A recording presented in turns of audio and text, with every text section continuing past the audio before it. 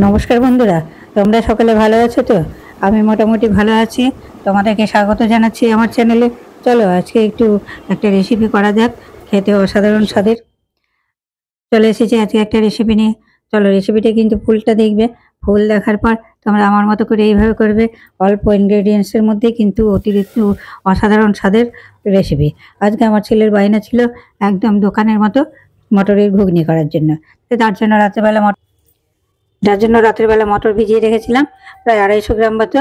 এবং ওগুলো ভালো করে ধুয়ে দিয়ে প্রেশার কুকারে দিয়ে দিলাম। প্রেশার কুকারে দিয়ে দিলাম একটা গোটা রসুন, একটা গোটা পেঁয়াজ, শুকনো লঙ্কা, তেজপাতা আর একটা আদার টুকরো দিয়ে এইভাবে আমি একটু লবণ দিয়ে দিলাম। লবণ দিয়ে আর আলু দিয়ে দিলাম 4টে।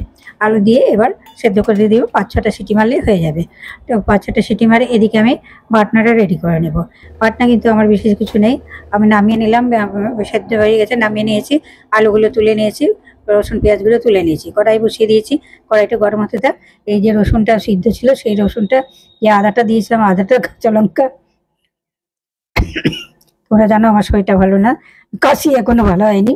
যাই হোক, পেঁয়াজ, রসুন, কাঁচা লঙ্কা, টমেটো দিয়ে। আর টমেটোটা আমি ইউরিক অ্যাসিডের জন্য খাই না, কিন্তু আমার ইউটিউব বন্ধু বলেছেন যে বীজগুলো বাদ দিয়ে খেতে, তাই জন্য বীজগুলো বাদ দিয়ে টমেটো একটু তো তরকারিতে দিলে ভালো লাগে যে কোনো জিনিসে। তো কড়াই গরম হয়ে গেছে, তেল দিয়ে দিলাম একটু চিনি। চিনিটা দেওয়ার কারণ হচ্ছে তো কালারটা খুব সুন্দর হবে, সেই জন্য দিয়ে দিলাম একটু পেঁয়াজ, একটু হিং। হিং কিন্তু আমি এভারেস্টের হিংটা নিয়েছি অনলাইনে। এই এভারেস্টের হিংটা কিন্তু খুব সুন্দর হিং, সুন্দর গন্ধটা খুব ভালো আসে। এবার দিয়ে দিলাম বাটা মশলাগুলো। দেখো আমি জিরা গুঁড়ো, ধনে গুঁড়ো এগুলো কিন্তু ব্যবহার করিনি।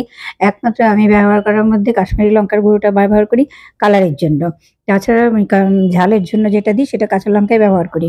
তাহলে বোঝা যায় না যে আমি কোন লঙ্কার গুঁড়ো ব্যবহার করেছি। আর শুকনো লঙ্কার গুঁড়োটা একটু পেটের জন্য ক্ষতিকর বলেই কিন্তু ব্যবহার করি না বিশেষত। তো যাই হোক, এবার একটু দিয়ে দিলাম লবণ, হলুদ আর চিনি তো আগেই দিয়েছি, তারপরে আরেকটুখানি চিনি দিলাম।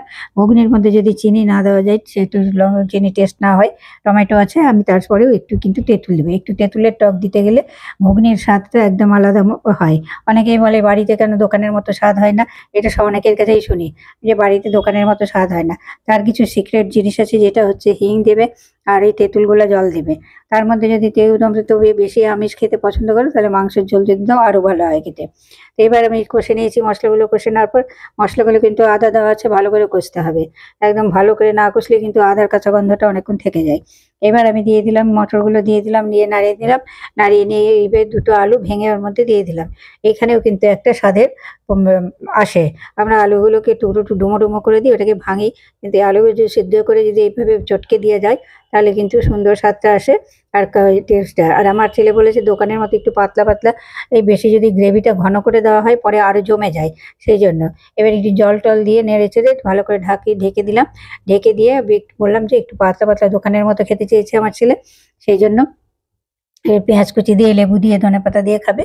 উপর থেকে ওগুলো দেওয়া হবে। আমি মটরের মধ্যে কিছু দিচ্ছি না, এখন ঘুগনির মধ্যে দেবো না, ওটা যখন খাবে তখন দেবো ওদেরকে।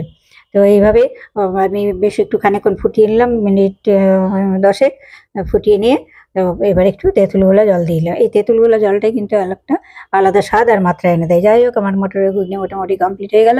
তোমরা যে যেখান থেকেই দেখো কমেন্ট করো, শেয়ার করো, লাইক করো, আর চ্যানেলটি সাবস্ক্রাইব করে পাশে থেকো। বিভিন্ন ট্রিক সমেত বিভিন্ন ধরনের রেসিপি আমার কাছে তোমরা পেতে পাবে।